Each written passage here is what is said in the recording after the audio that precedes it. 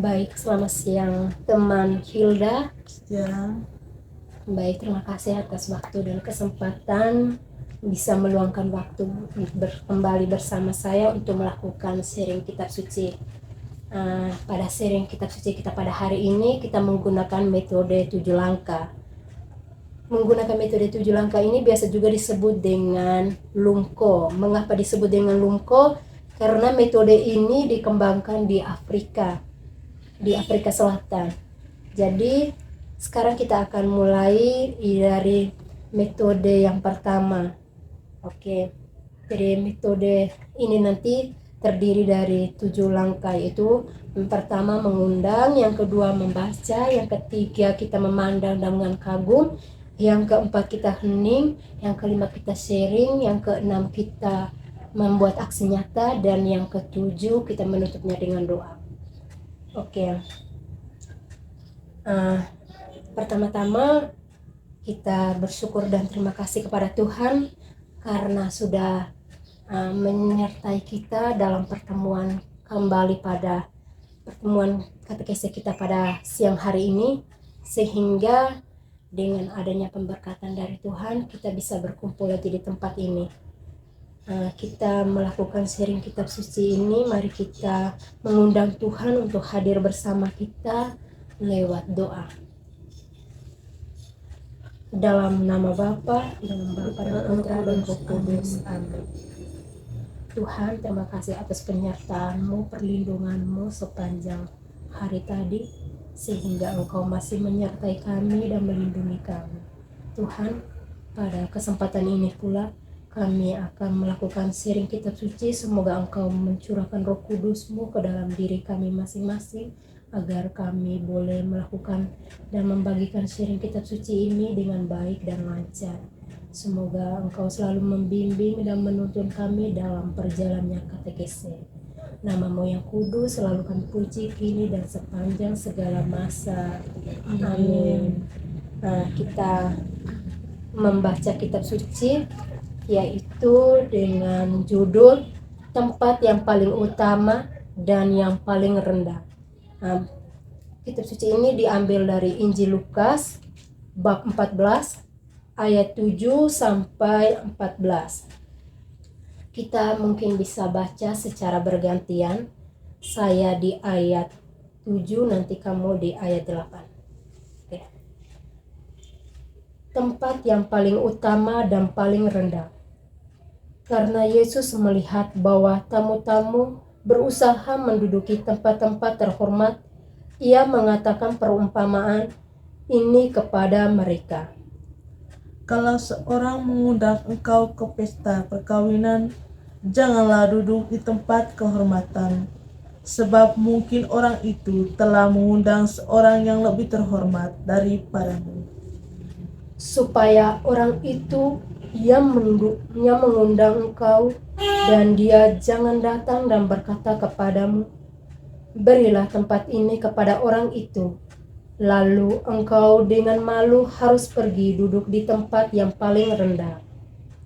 Tetapi apabila engkau diundang, pergilah duduk di tempat yang paling rendah. Mungkin tuan rumah akan datang dan berkata kepadamu, sahabat, silakan duduk di depan.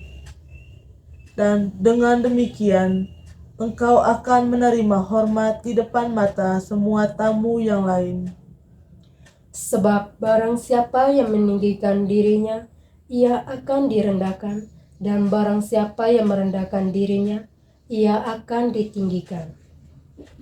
Dan Yesus berkata juga kepada orang yang mengundang dia, apabila engkau mengadakan perjamuan siang atau perjamuan malam, janganlah engkau mengundang sahabat-sahabatmu, atau saudara-saudaramu, atau kaum keluargamu, atau tetangga-tetanggamu yang kaya, karena mereka akan membalasnya dengan mengundang engkau pula, dan dengan demikian engkau mendapat balasannya. Tetapi apabila engkau mengadakan perjamuan, undanglah orang-orang miskin, orang-orang cacat, dan orang-orang lumpuh, dan orang-orang buta. dan engkau akan berbahagia karena mereka tidak mempunyai apa-apa untuk membalasnya kepadamu.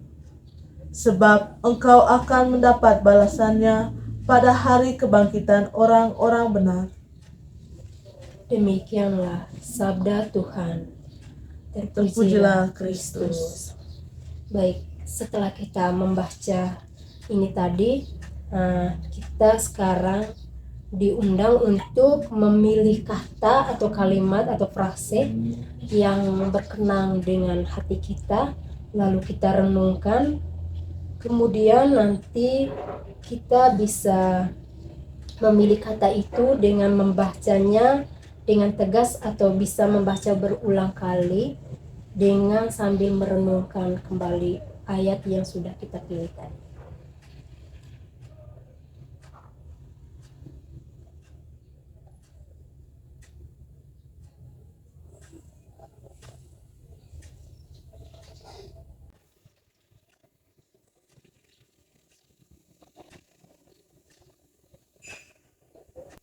Baik, Kak Selvin, di sini saya memilih ayat 8. Kalau seorang mengundang engkau ke pesta perkawinan, janganlah duduk di tempat kehormatan, sebab mungkin orang itu telah mengundang seorang yang lebih terhormat daripadamu.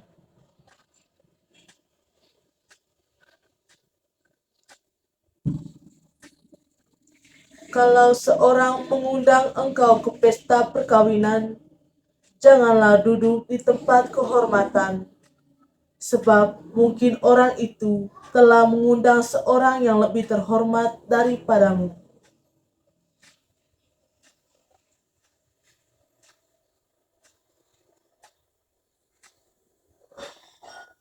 Baik, saya sendiri memilih janganlah engkau mengundang sahabat-sahabatmu atau saudara-saudaramu atau kaum keluargamu atau tetangga-tetanggamu yang kaya, karena mereka akan membalasnya dengan mengundang engkau pula, dan dengan demikian engkau mendapat balasannya. Tetapi apabila engkau mengadakan perjamuan, undanglah orang-orang miskin, orang-orang cacat, dan orang-orang lumpuh, dan orang-orang buta.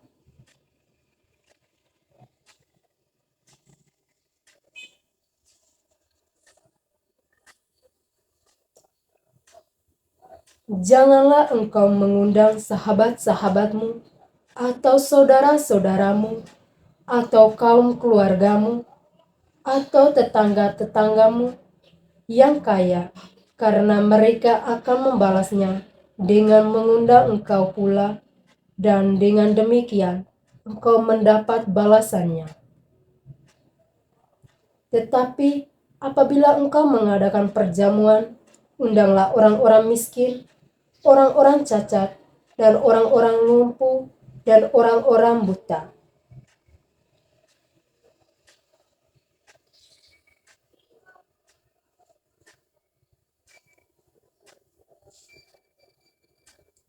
Baik, Kak Hilda, kita hening sejenak, kita membiarkan Tuhan berbicara kepada kita dengan ayat atau frase yang sudah kita pilih tadi.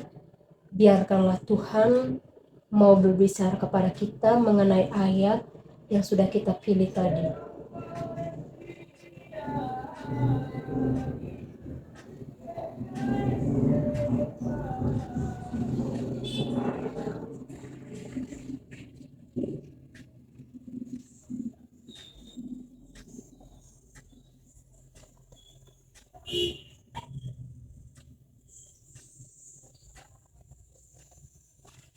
Baik, dengan kita sudah mengheningkan, mari kita hubungkan dengan ayat yang sudah kita pilih tadi dengan pengalaman hidup kita untuk kita sharingkan. Baik, terima kasih Kak Selvin. Di sini tadi saya memilih ayat 8, yang dimana ayat 8 ini sangat berkaitan erat dengan pengalaman yang pernah saya alami. Di mana isi dari ayat ini, kalau seorang mengundang engkau ke pesta perkawinan, janganlah duduk di tempat kehormatan, sebab mungkin orang itu telah mengundang seorang yang lebih terhormat daripadamu. Baik Kak Selvin, mungkin sekitar tahun 2022 kemarin kami ada pesta perkawinan di Kampung Taga. Di situ kami mengikuti pesta satu keluarga dari bapak sampai saya punya adik bungsu, dan kebetulan juga yang tamu pertama yang pergi ke pesta itu adalah kami, dan kami tidak tahu bahwa dalam pesta itu mereka memposisikan kursinya untuk yang pakai kain itu khusus untuk yang pejabat atau yang punya nama saja, sedangkan yang tidak memakai kain itu khusus untuk tamu di kampung dengan atau yang tidak punya pekerjaan, hanya sebagai petani saja atau orang miskin. Di situ kebetulan juga saya punya mama memilih untuk duduk di depan supaya begini pas acara pemotongan kue, kami dengan jelas memperhatikan acara itu.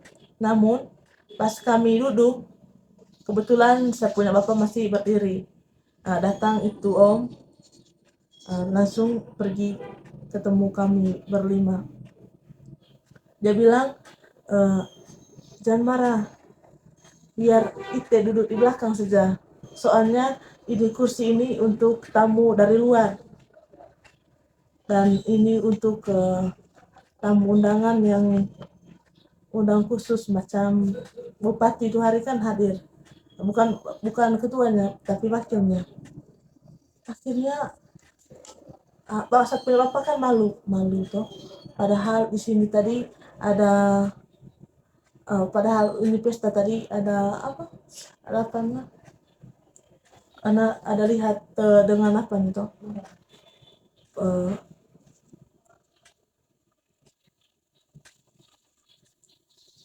lihat dengan statusnya. Namun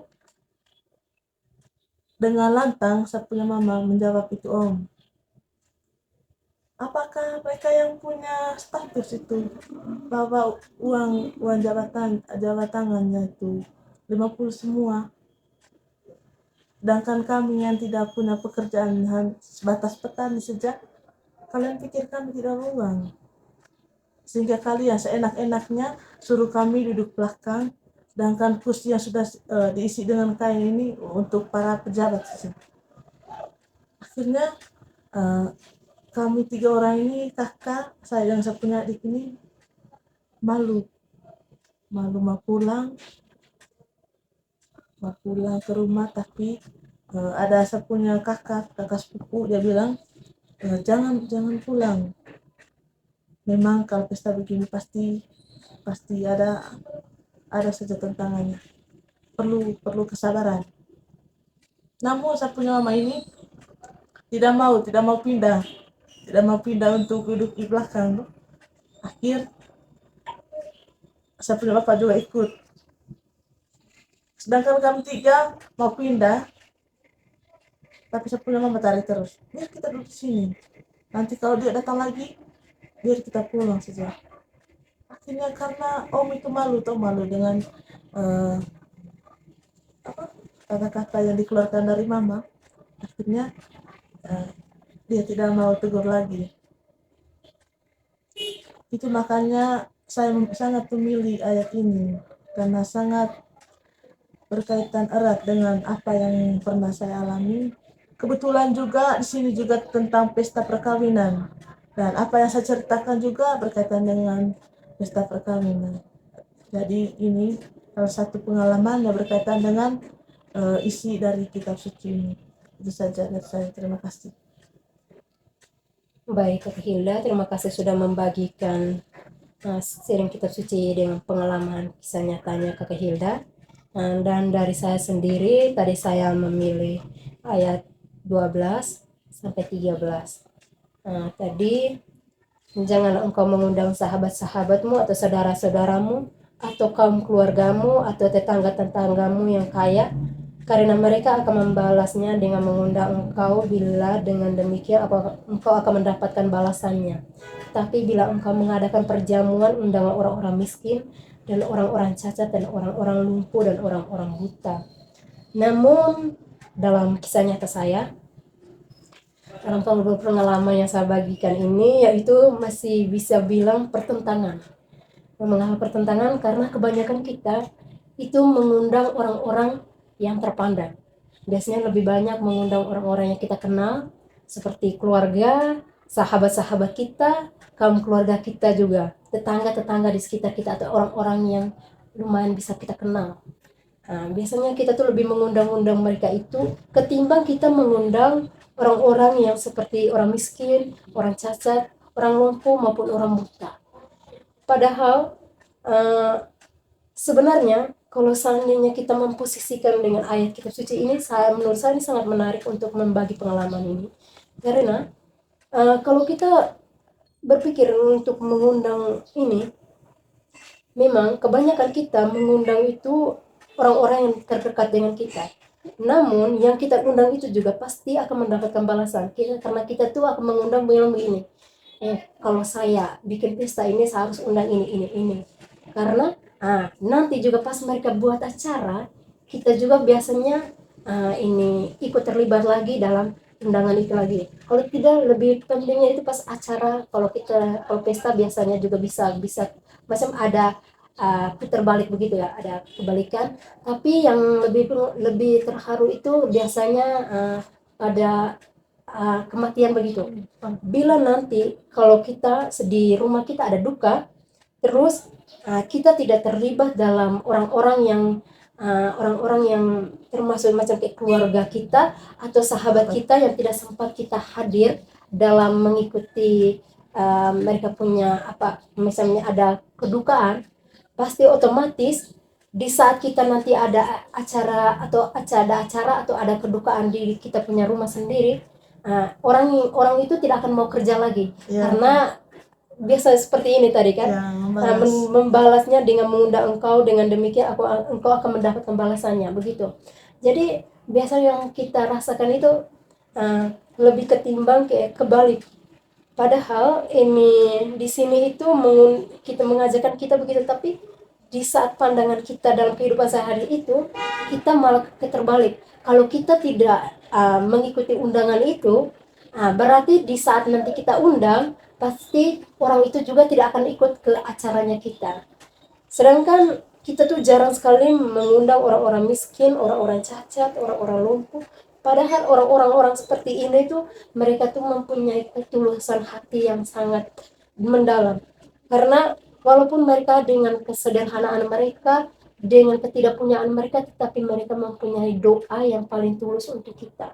Itu yang perlu kita sadari dalam kehidupan kita, bahwa walaupun mereka tidak mempunyai apa-apa, tapi mereka mempunyai doa yang tulus kepada kita ketimbang sahabat-sahabat kita atau keluarga atau saudara-saudara kita yang kita kenal, karena mereka hanya menuntut balasan.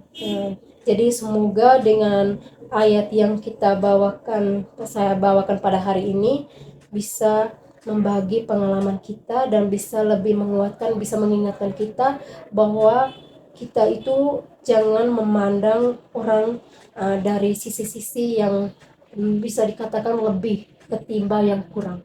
Semoga dengan ayat-ayat dengan sirine kitab suci ini kita bisa saling merenungkan dalam kegiatan kita sehari-hari dengan orang yang ada di sekitar kita. Oke, setelah kita membagikan sharing tadi, bagaimana kita menyusun aksi nyata ini, bagaimana di saat kalau keluarga kita ada di posisi seperti yang Kakak Hilda bilang tadi, di saat kita diundang ke pesta, tapi di situ adanya ketidakadilan karena ditempatkan itu hanya tempat orang-orang yang terpandang saja. Bagaimana bila kita di posisi di situ, apa yang akan kita lakukan? Mungkin dari Kakak Hilda bagaimana tuh? Baik, menurut saya di sini kita yang bertugasnya, yang pertama itu yang punya tugas dalam acara tersebut itu yang pertama itu ia tidak boleh mengikuti semua rangkaian acaranya, maksudnya itu mengiyakan apa yang disusun, karena itu yang bisa menyebabkan harga dirinya juga turun. Yang kedua itu kita sebagai manusia itu harus bisa menghilangkan apa namanya, keegoisan, ya macam membeda-bedakan mana yang kaya mana yang miskin, tetapi kita harus saling menghargai, harus tidak adanya saling memposisikan yang tertinggi dan yang terendah. Itu menurut saya. Oke, baik. Dalam aksi nyata ini semoga kita bisa melihat bila mana nanti ada orang-orang yang kita lihat dalam situasi saat itu, bila ada ketidakadilan mengenai acara, di saat acara ada yang memposisikan begitu, semoga kita juga bisa bergerak untuk menegur orang tersebut. Bila nanti ada yang ditegur, kita bisa bilang kalau apa yang diundang itu seharusnya disamaratakan, jangan membeda-bedakan tempat, walaupun tempat itu sudah tersedia kan, kan kursi itu kan sudah tertata rapi, tapi kursi itu bukan tertulis bilang ini untuk tamu yang khusus. Jadi kita harus bisa memberi pengertian kepada si tuan pesta, bisa kalau boleh ke panitianya itu, panitianya itu kita bisa mendekatkan diri kepada mereka untuk jangan membeda-bedakan di saat mereka sudah masuk jabat tangan, dan di saat posisi duduk itu tinggal mempersilahkan mereka duduk di sini, jangan bilang ini jangan, kamu jangan duduk di sini tapi kamu duduk di sana. Jadi seharusnya kita tuh jangan begitu. Nanti mungkin dengan adanya begini kita bisa saling mengingatkan di acara kita masing-masing, nanti mungkin kita bisa lebih melihat untuk tidak membeda-bedakan satu dengan yang lain. Baik, dengan sudah kita merancang aksi nyata itu tadi, bagaimana kita kalau bila ada itu tadi kita harus menegur atau kita harus lebih mendekatkan diri untuk berkomunikasi dengan panitia untuk tidak membeda-bedakan itu tadi ya. Oke, aksi nyatanya sudah kita buat. Marilah kita menyampaikan doa sesuai dengan ayat-ayat yang kita pilih tadi.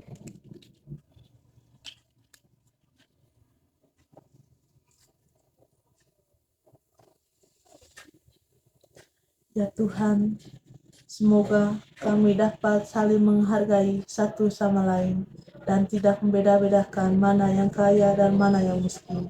Semoga kami juga dapat saling memberi dan membantu bagi orang yang membutuhkan, baik yang kelaparan maupun yang haus. Marilah kita memohon. Kabulkanlah doa kami ya Tuhan.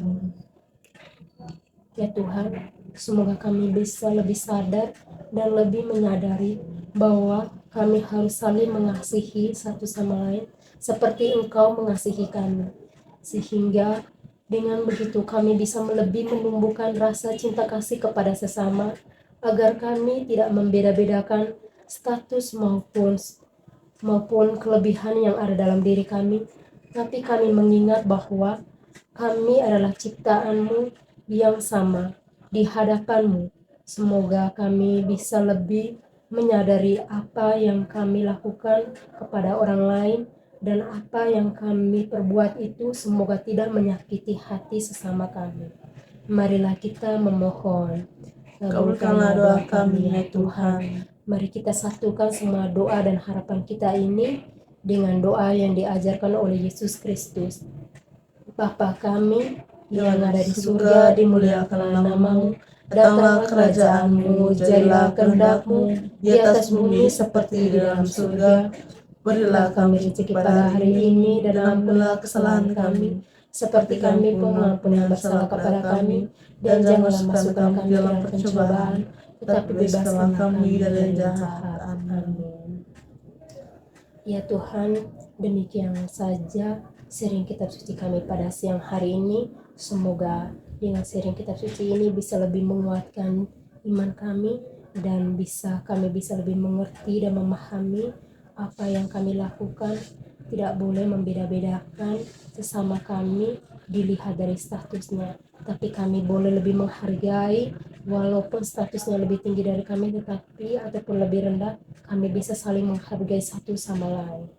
Demi Kristus Tuhan dan pengantara kami. Amin.